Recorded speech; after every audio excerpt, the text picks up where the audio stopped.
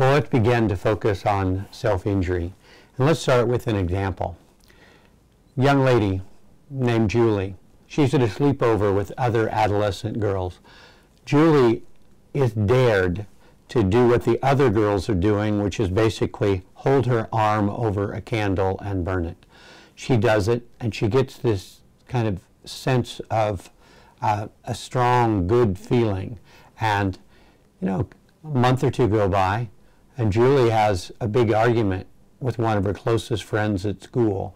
She's under a lot of stress, and she knows what she's going to do. As soon as she has access to another candle, she's going to burn herself, and she's going to get the sense of relief. We're going to talk in a few minutes about the theories of self-injury and exactly why students do it.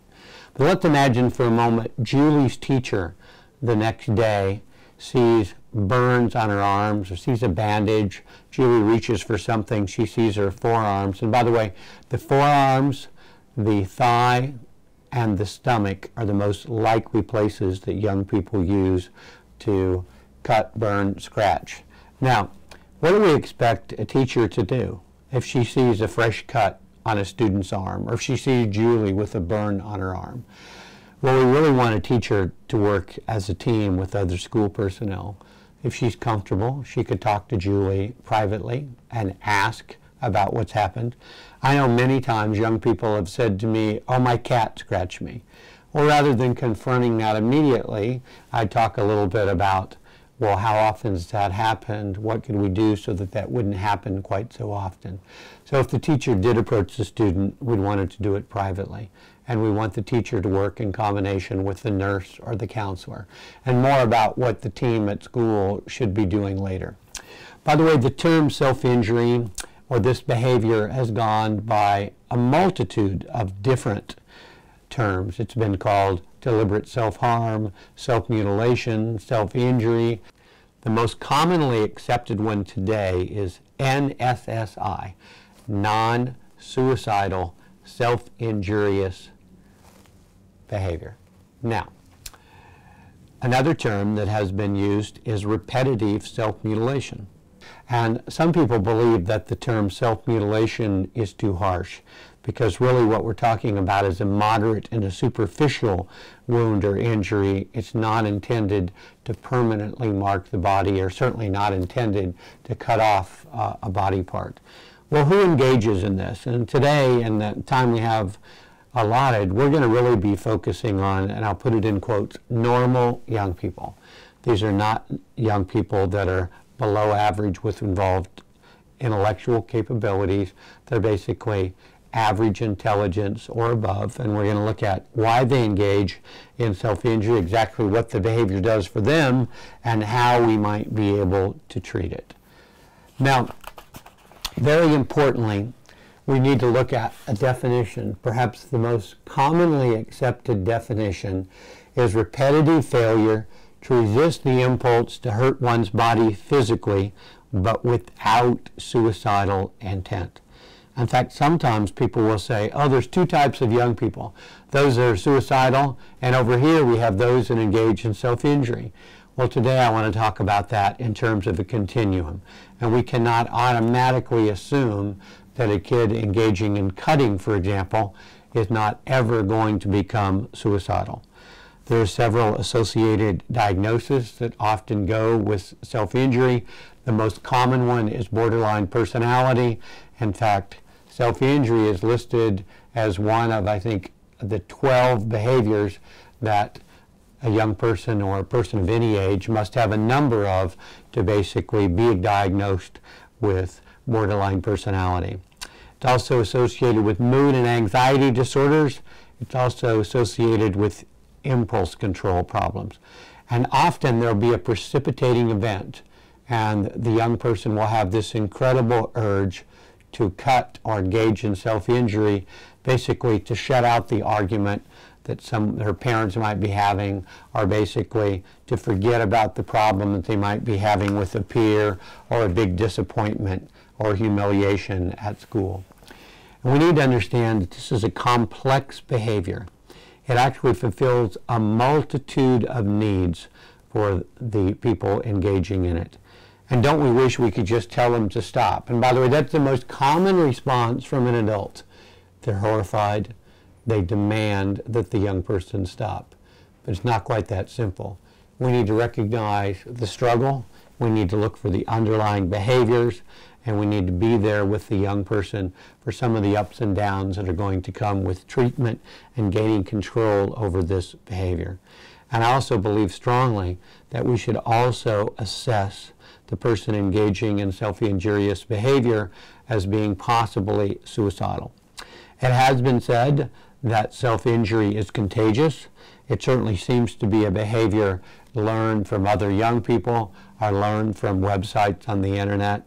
And I know at least one of those sites has a warning. It says, better not enter because you're going to love this behavior, which basically gives us a little insight in terms of the power that the behavior has. It has been referred to as a rite of togetherness. Sometimes a young person will say to their friend, to show your special affinity and our bond for each other, I want you to engage in this behavior. And sometimes kids just do it to be cool, but if they do it often enough, it can become addictive, which is what a lot of young people have said. The behavior is addictive. Got a call one time from an assistant principal in a middle school. I've got 6 7th graders in my office. They're all talking about cutting. What do I do? And generally what we believe is there's one dominant person in the group. And by the way, SI or self-injury is usually done more by females than by males. But in the example back with the assistant principal, we might have one dominant female in the group, and we might have to think about how do we separate her from the other young girls? How do we make sure everybody gets the treatment that they need? Also, a question that people often have is, what about group counseling? Does that work when we have young people engaging in cutting, for example? Well, the literature actually cautions against group counseling, would say things like, you better be a very strong group leader. Otherwise, what are all the clients in the group going to be talking about? How much the self-injury works for them, and they may actually be encouraging each other to keep engaging in the behavior. One young person said to me, my body expresses what my words cannot. Of course, don't we wish they'd just talk about it? Don't we wish that they would write about it instead of expressing themselves through self-injurious behavior? Well, if we look specifically at schools, and then we'll talk about the role of professionals outside of schools as well, but what do we want schools to do? We want schools to be aware of this behavior. It has somewhat exploded in recent years. We used to be able to say something like this: self-injury begins and ends in adolescence. I wish we could say that. We cannot. It tends to begin even in elementary school. It extends through certainly college-age years. In fact, one of the ways that I learned a lot about this behavior is a person who's been in one of my classes on crisis intervention comes into my office, shuts the door, and talks about their struggle with this behavior. One student showed me her left arm. She said, for whatever reason, I only cut my left arm. She had over 700 scars on her left arm. Obviously, I asked her, what worked for you? How have you gained some control over this behavior? And she said, well, if I could trust myself with a razor blade, I'd get a phone book and I'd slash it to bits. But if I couldn't trust myself with a razor blade, then I would get cardboard and I would tear it. Often, the substitute behavior needs to be something very active, something that provides a lot of sensory input, and something that distracts a young person during this short time period when they have an incredible urge to engage in self-injury. So we would hope that school personnel would be alert to young people that have these bandages and have these marks. We would hope school personnel would work as a team, especially with teachers, counselors, nurses, and school administrators. And we'll come to the question of parent notification in a few moments.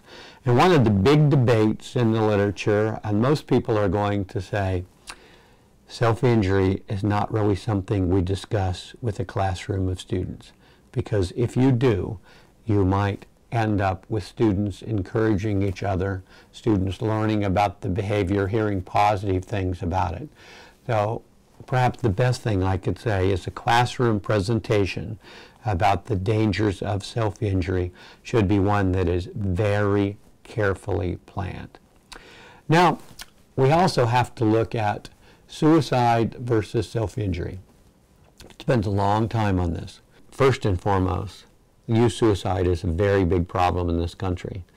The best national data we have says that 6.3% of all high school students in this country made a suicide attempt within the last year. You know what's really scary about that? Their parents, for the most part, don't know. School personnel, counselors, and teachers don't know. Who always knows about that are their friends. That's why it's so important that all young people understand you don't keep a secret about suicidal behavior. Now, when someone is suicidal, they're actually trying to end unendurable pain.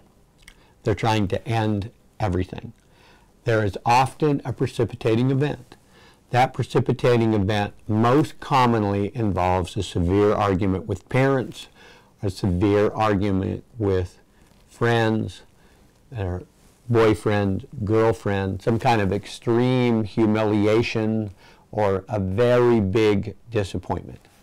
Basically, as part of the definition, we said that self-injury is superficial and it does not intend to permanently harm the body, and it does not have suicidal intent. See, when you're engaging in self-injury, you're actually attempting to feel better. And guess what? It works. That's one of the things that makes the treatment something that's going to take a long time.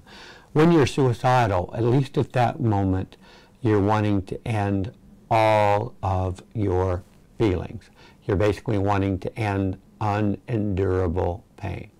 Self-injury is something that occurs frequently. It's episodic. It might not happen this week, but then maybe the next week is particularly stressful, and it might happen 2 or 3 times that a young person would engage in it. And typically, with regards to suicide, someone is only thinking about one method. With self-injury, sometimes there can be multiple methods with, as I said earlier, cutting, burning, scratching, pinching are the most common methods of self-injury. And also, I need to take a moment and basically separate what we're talking about today is episodic, something that happens maybe today, maybe not, maybe 3 days from now. And I want to separate that from some of the chronic excessive behaviors like the chronic hair picking behavior. That is something that literally could be happening hundreds of times in a single day, where what we're referring to is something that happens under stress. It's episodic. It might not happen today. It might only happen 1 or 2 times this particular week. Now, perhaps the best thing that I can say today is we really need to think about this on a continuum. When someone says something like, oh, there's 2 types of kids, those that are suicidal, they're over here. Those that are engaging in self-injury, they're over here. And I think the best thing is that we look at it as a continuum. And frankly, most of the situations I know well, where I know about a long history of engaging in self-injury, what finally made that behavior come to light was having a suicide attempt made. Hospital personnel, therapists, finally got to the bottom of what had been going on for a significant period of time. And perhaps the best recommendation I can make, when we know a young person is engaging in self-injurious behavior, we also need to assess for suicidal thoughts and suicidal actions. And of course, I believe strongly in our schools and communities, we need strategies to reduce suicides. We need guidelines and procedures. We also need strategies, guidelines, and procedures for responding when a young person is engaging in self-injurious behavior. Now, there have actually been a number of lawsuits, some of them against schools or even against private practitioners, when a person died by suicide and their family is questioning that not enough was done, that certain key people were not notified. Now, I actually testified in one of those lawsuits against a school system that failed to notify the parents of a suicidal middle school student, and the school district lost that lawsuit. And I think everybody has come around to understanding, you know the kid is suicidal, you work with the parents, you notify them, you transfer and hand them off to the parents or mental health officials so that they get the care and supervision they need. In fact, really, there's only one exception to that. When we know that a kid is being abused by their family, then we're going to be calling protective services. And what I don't think anybody has the answer to is, well, do we call protective services when we know a kid is engaging in self-injurious behavior, when they're cutting, for example? And that's something that we do need to continue to explore, and we need clearer guidelines from our state and our counties about that. But my strong recommendation is that if you know a kid is engaging in self-injurious behavior, document it, work with them. We'll talk about how to do that. Make sure the parents know and work to get the appropriate supervision and mental health services for that young person. But there's actually been controversy, and you're going to find some literature that isn't so clear about the importance of notifying parents when the kid is engaging in self-injurious behavior. But I'm going to say, notify. They're suicidal, notify parents. They're engaging in self-injury, notify parents. Make a referral in both situations. Know the community resources. But I want to give you an example, and that is Florida is actually very fortunate to have the Baker Act. So we know that certain professionals can involuntarily hospitalize someone for an evaluation. That certainly is very important and very necessary when someone is suicidal. But what if we have an 11-year-old girl who has gone in the school bathroom and has cut her wrist to feel better, and she basically tells you, this is how I cope. This is how I shut things out, how I discharge anger, tension, and despair. I can give you examples where that young person was Baker acted, let out of the school in handcuffs and taken to a hospital without any real investigation or dialogue with school mental health professionals and the young person. What I would suggest is that we need to meet with the young person that just engaged in the purposeful cutting. We need to get to the bottom of what's going on. We need to work with their parents and mental health officials, and I do not think most situations would warrant being Baker acted in that particular situation. There's certainly diversity among those that self-injure. It is commonly associated with several things. With history of trauma, if you were to ask me, what's the single most likely common denominator among people that engage in self-injury, I'm going to say it's a history of trauma. That trauma might have been loss of someone close to them. The trauma might be severe family problems. It might be being the victim of sexual or emotional abuse. And it's not uncommon for eating disorders to go hand in hand with self-injurious behavior. So the main similarity is in the trauma and having difficulty processing and expressing themselves and not getting the help that they need. Cutting is often associated with adolescent girls. It's actually associated with adolescent girls that are at least middle class or maybe even living in families with some affluence. The literature has said that it is predominantly a problem with Caucasian youth. It does not seem to be much of a problem at all with African American youth in our country. There's high stress. These young people have been described as functional, intelligent, likable, but they break down under stress and they have difficulty verbalizing their feelings. I want to talk about really two remarkable young women that I met presenting in Oklahoma a number of years ago. Lori and Emily. Lori and Emily were high school students at the time. They started presenting about their struggle with self-injury. They had both received extensive treatment. They speak very eloquently about their struggle, and Lori and Emily actually received a National Mental Health Award for their willingness to talk about their struggle. And a couple of things that they share very freely. Both of them had a trauma history. Lori said, I was sexually abused when I was 7. Emily said, when I was 13, I saw my best friend run over and hit by a car. And having presented with them several times and asking them lots of questions, and very interesting to hear how their parents learned about their self-injurious behavior. And both of them engaged in cutting.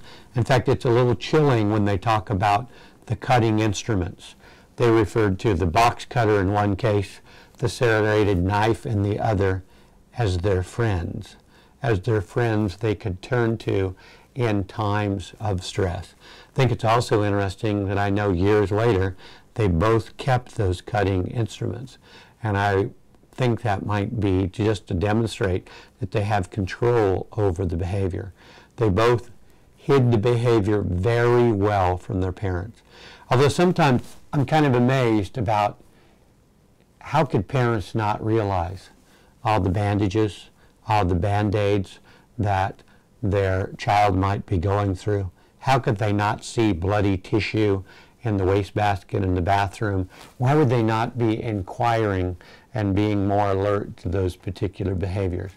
And perhaps Lori's example sheds a little insight. She said, well, I confessed to the youth minister when I was in 8th grade. That youth minister went to my parents and he said, Lori is cutting her arms. She's doing that as a means of coping, and you need to get her help. But Lori said, I was so convincing. I lied to my parents. I told them that the youth minister didn't know what he was talking about. And I guess this maybe gives an example of how high parents could be on denial, because what could have been a little simple test? Lori's mom and dad could have said, roll up your sleeves, Lori. Let's take a look at your arms. Let's see if the youth minister is correct about this or not. So how did Lori and Emily's parents actually find out about this behavior that they hid for years? In both situations, they attempted suicide, they got hospitalized, and at the hospital, the therapist got to the bottom of what was going on. Lori and Emily also had the same school counselor. They speak very highly about that counselor. They said, even though there were like 500 kids in our class, that counselor always made time for us. She never minced words. She said, are you still cutting? Are you thinking about suicide again? She dropped everything that she was doing, and she paid attention individually to the needs of those two girls. And that part's very admirable today, because typically school counselors are doing more clerical and scheduling work. There may be, for example, one school counselor to 700 students in a large high school. But Lori and Emily's counselor never told their parents. And I personally believe that a school counselor, social worker, school psychologist cannot accept that responsibility.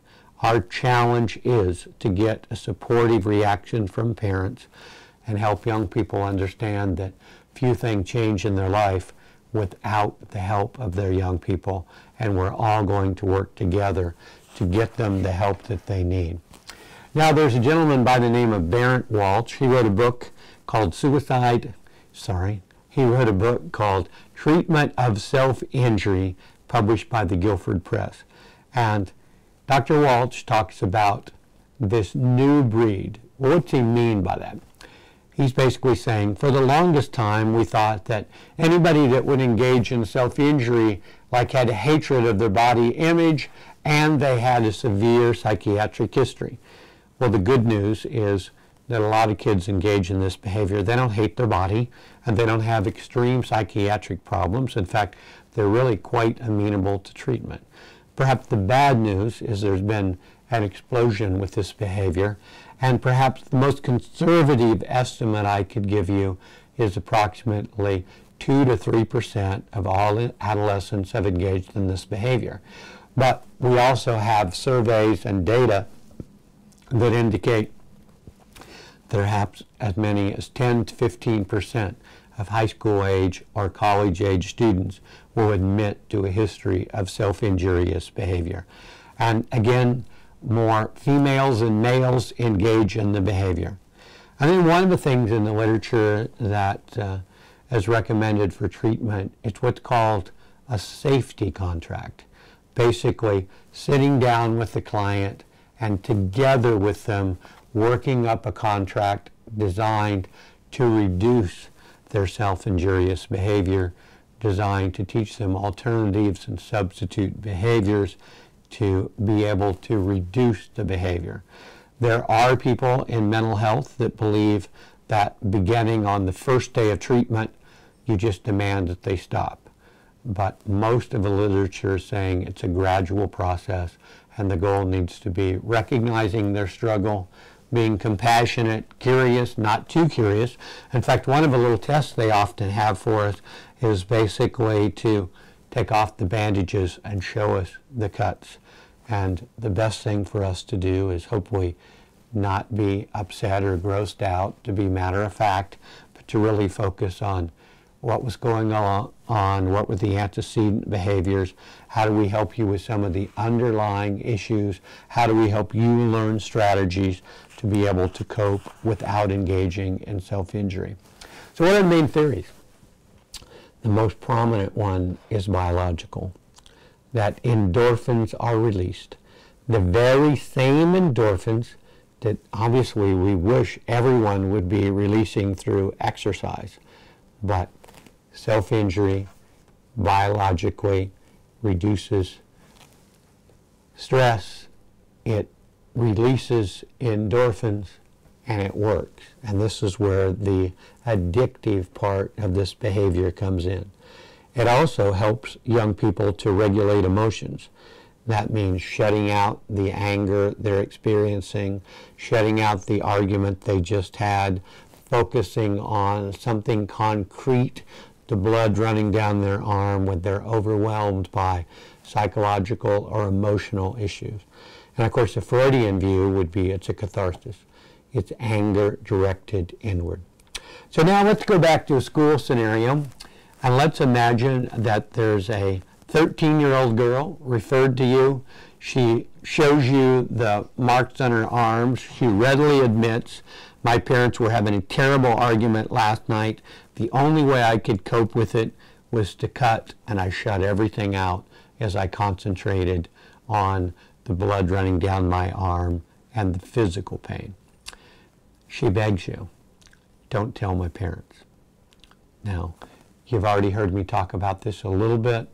In a chapter that I wrote, I said, I don't think we can accept that responsibility. We really do need to let the parents know. We need to know the referral sources in our community who can truly help this young person, and our challenge is to get a supportive reaction from the parents. And moving on to talk about one more scenario. Let's say it's a school social worker this time. It's another adolescent.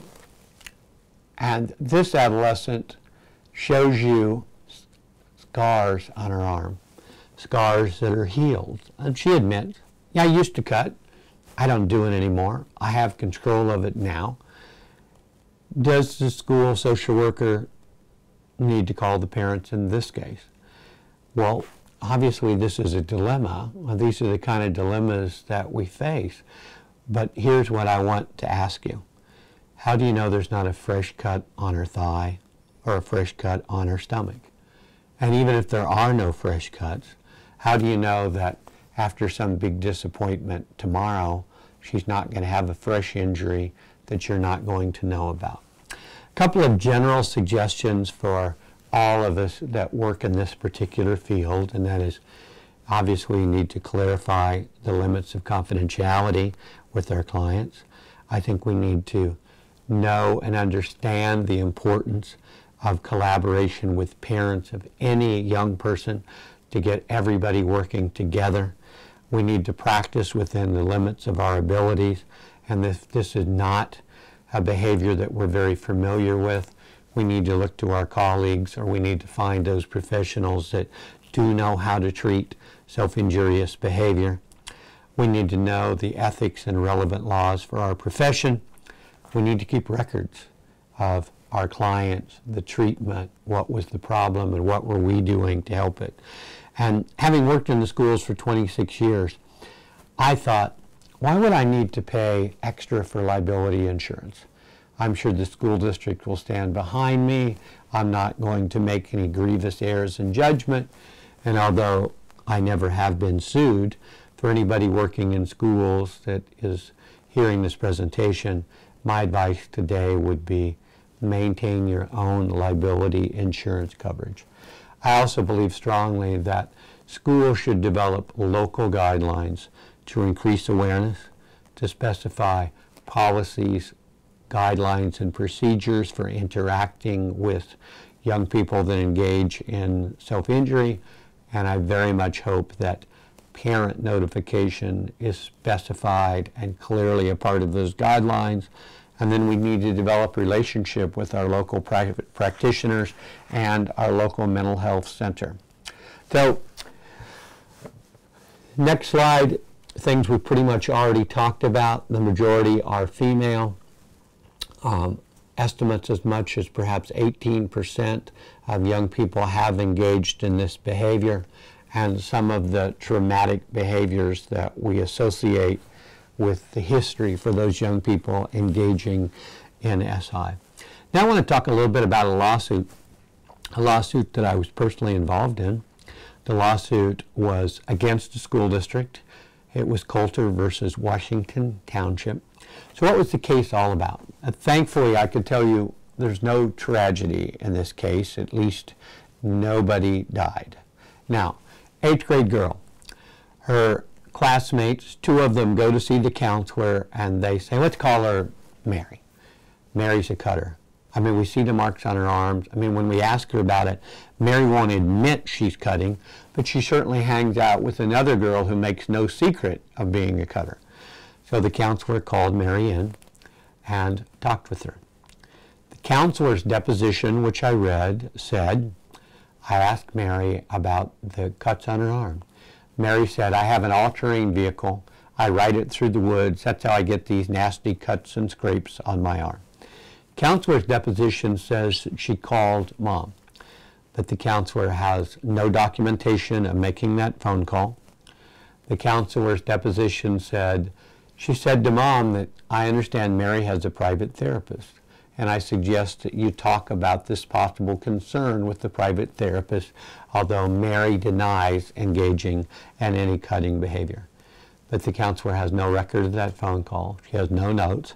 She didn't share that with an administrator or with one of her colleagues. The mom's deposition and version is entirely different. Mom says, I never got that call. I was at that school all the time. The counselor knew and the teachers knew. How did I find out my daughter was engaging in cutting? It was 8 months later. It was the next August when my daughter was hospitalized for a suicide attempt. And when her friends came forward and told me and the therapist got to the bottom of what had been going on all that time. You know, I asked Mrs. Coulter, I said, well, Mom, what do you want? She said, I want training. I want awareness, which is what I believe we need in our schools and communities. Well, I'm sure if you drop your lawsuit, I'm sure that they will provide training, awareness, and guidelines for the school district. Oh, but I also want $600,000 for my suffering and Mary's suffering. So I was very surprised that it actually went to trial in New Jersey. By the way, one of the things I asked the mother, I said, didn't you ever notice the marks on your daughter's arms? Of course I noticed them. I noticed them for months and months. Well, didn't you ask her about them? Yes, I did. Well, what did Mary tell you? She said she was riding her all-terrain vehicle. That's how she got those marks on her arm. Well, Mom, if you couldn't get to the bottom of this and you live with your daughter for 8 months and she was engaging in this behavior, how could you expect a school counselor to figure it out in 15 minutes? In fact, one young person said something to me that I think is really important. She said, how can the counselor or the mental health professional outside of school expect me to tell them my deepest, darkest secret the first 15 minutes we ever talk with each other? So we're going to have to develop relationships, which is, I believe, a key to prevention of so many things with young people. Well, I wrote a report in the Coulter case and actually tried to be fair. What I said was, I think the counselor called the mother, but I think it's unfortunate that she doesn't have a record of that phone call. And I really think that was the kind of information that should have been shared in a face-to-face conference. And I also think the school counselor should have asked for release of information and should have personally contacted the private therapist to fill her in on what she was suspecting. But the one thing that I truly cannot accept is a counselor who saw a kid in January suspected of engaging in cutting, and the counselor never checked on that child again, and she was in the school for another 6 months. But I want to talk a little bit about the outcome. It was actually very interesting going to the trial, and I actually heard the opening arguments. The opening arguments for the school system were along the lines of, this is a family problem, that's what we have here, you had all these circumstances going on in the family, that's what this case is about, it should never even be here, which actually was a very strong argument. The outcome was that there was a minor slap for the counselor. Documentation of notification to the parents should have been more evident, but there were absolutely no monetary damages that were provided to the family as a result.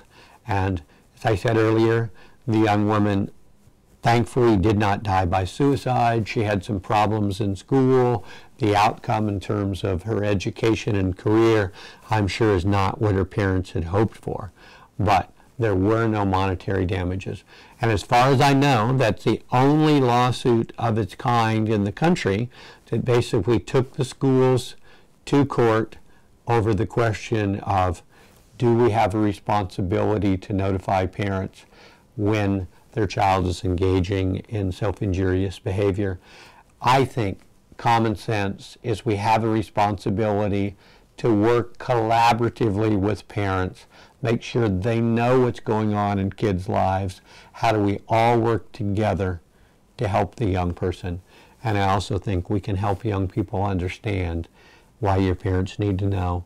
And absolutely the best scenario is to have the young person tell their parents themselves, but the school personnel, the mental health professional are in that conference, making absolutely certain that the parents are notified and we work to get the needed help for their child. What did the kids say themselves that are engaging in this behavior?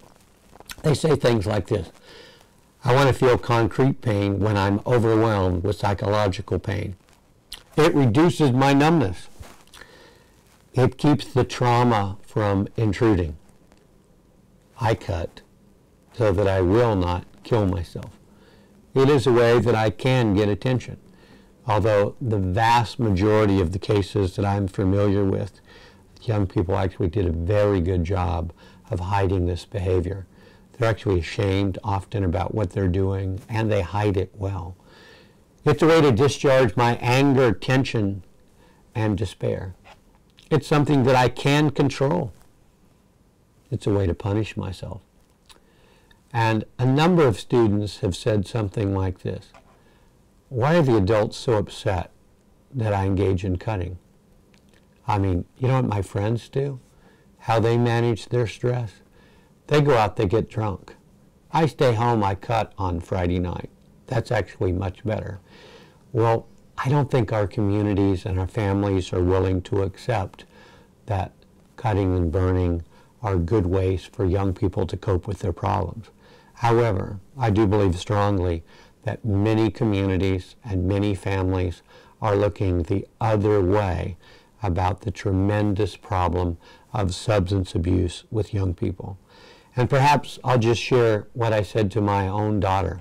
I said, Jill, I hope you won't drink at all. And by the way, the law says 21, Jill. I will never look the other way. I will never provide it. I will never condone it. And Jill, there's something that I think you need to know. Alcoholism runs in our family. Your grandparents, all four of them, in my humble opinion, all four of them were alcoholics. And what do you think that says about a predisposition for alcoholism in our family? And I actually believe we have to hold families and adults accountable who provide the alcohol, who look the other way, because it is very involved in many problems and tragedies with young people. Back exclusively to talking about self-injury. Here is an excerpt from a poem, and as you listen to it, I think it'll give you insight in terms of how powerful this behavior is. Turn up the music and set the mood.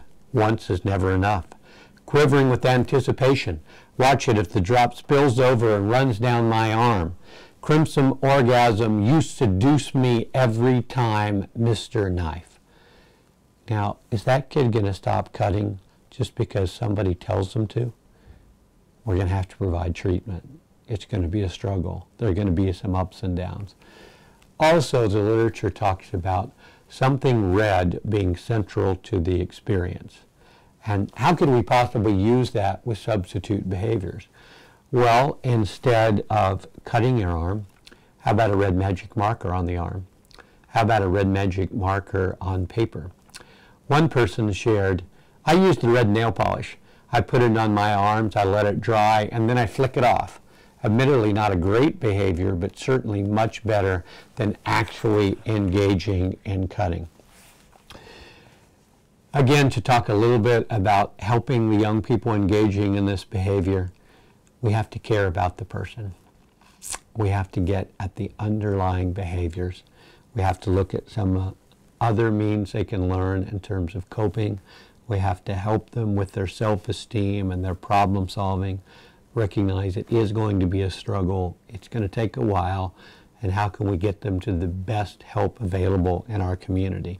The literature also talks about what's called really a Bill of Rights. And I want you to imagine for a moment that we have two kids sitting in an emergency room. One kid was running, fell, landed on barbed wire, and has a nasty cut on his arm and is awaiting stitches. The other kid is there because they purposely engaged in self-injury, but today they cut really deep and there's a lot of blood. So do you think those two young people are going to get exactly the same level of compassion and caring? Or is somebody going to say, what? You did this to yourself, in a very disapproving manner. So we need to respond with compassion. Matter of fact, know the community resources.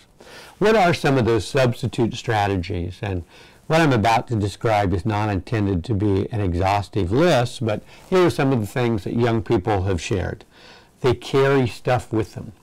They might carry something that they pull out of their pocket that smells good, something that they can run their fingers over that provides a lot of sensory input.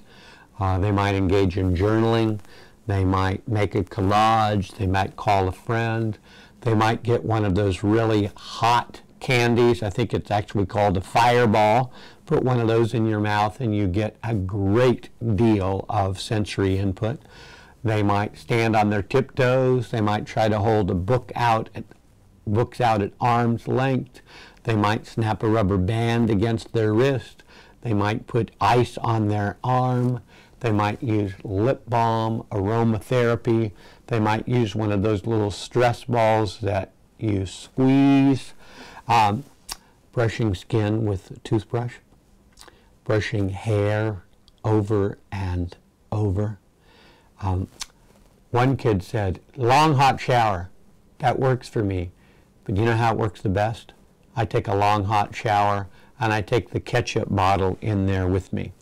And if the kid's sitting in a classroom, we could actually teach them the strategy of look around the classroom.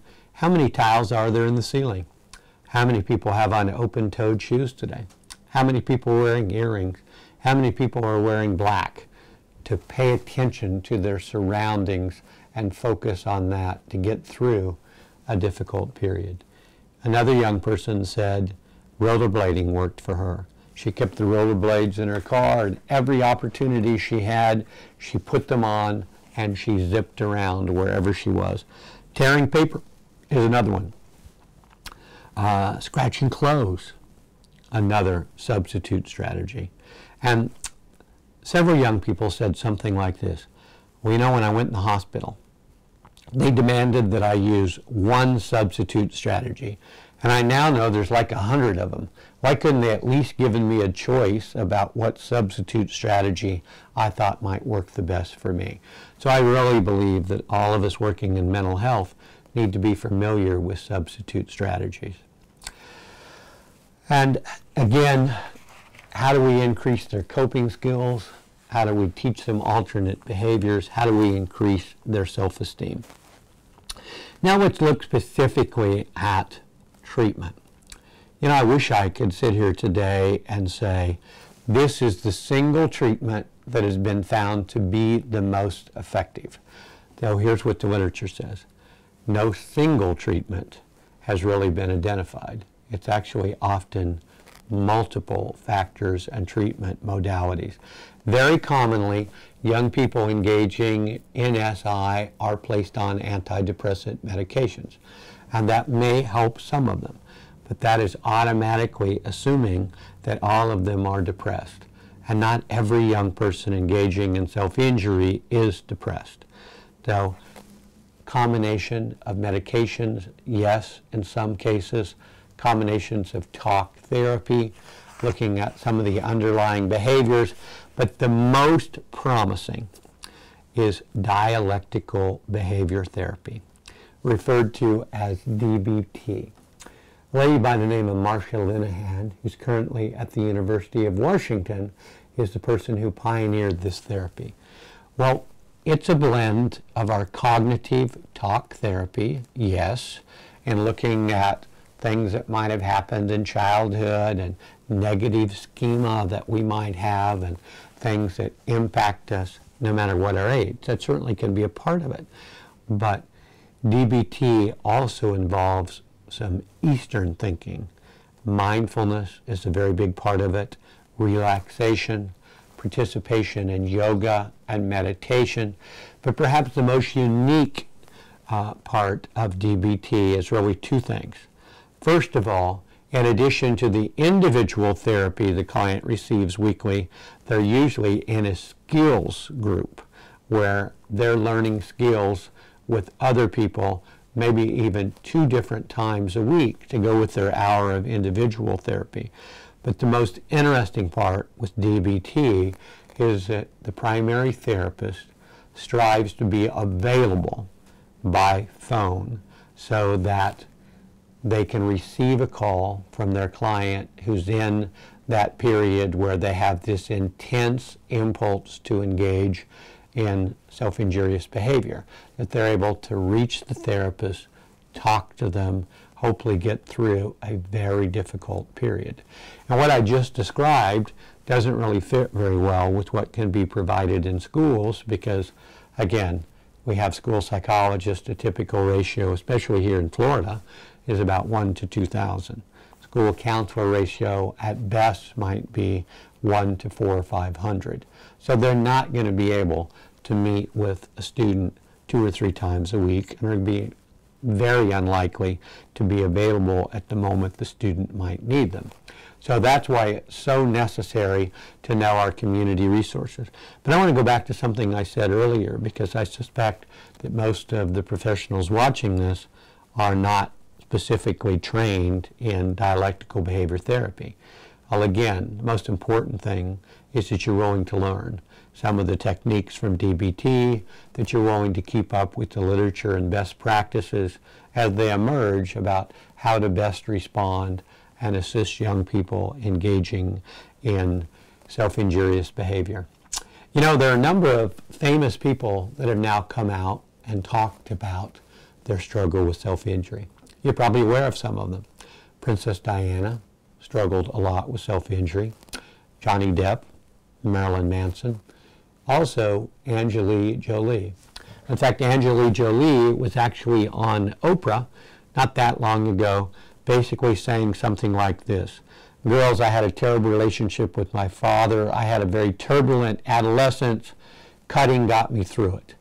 Well, I don't think that's really the message we want anybody to hear from someone that would be looked up to and would have many things that young people would aspire today in terms of a Hollywood career, lifestyle, a celebrity. So we have to be very careful in our media. There are a number of television programs, a number of movies. 13 is a movie that came out a number of years ago that basically well documented how one girl with a very troubled trauma history taught another new friend how to basically cope with the ups and downs of life, engaging in cutting behavior. So we have to keep up with what the media is covering, and unfortunately most of the time the media is really not very helpful. There are several websites. There's certainly more, but several websites are listed as a part of this presentation: selfharm.org, selfabuse.com, and ToWriteLoveOnHerArms.com is also a very important website. And then I've also listed the information for a program that I did do for the state of Florida. They provided the funding. Lori and Emily came down from states in the north where they lived, and in Tallahassee we filmed a 2-hour program where I interviewed Lori and Emily, and they talked very eloquently about their struggle with self-injurious behavior. That 2-hour program is available on the Center for Child Welfare website for the state of Florida. The simplest way to find it on that website is to look under presenters with my last name, Poland, and I think you'll find it very helpful. State of Florida said that was actually the most watched mental health program in their history when it came out, in terms of thousands of people around the country viewed on satellite, and thousands of people have logged on. This is a very challenging area for mental health professionals, for school personnel, for parents. It's something that we all need to learn about.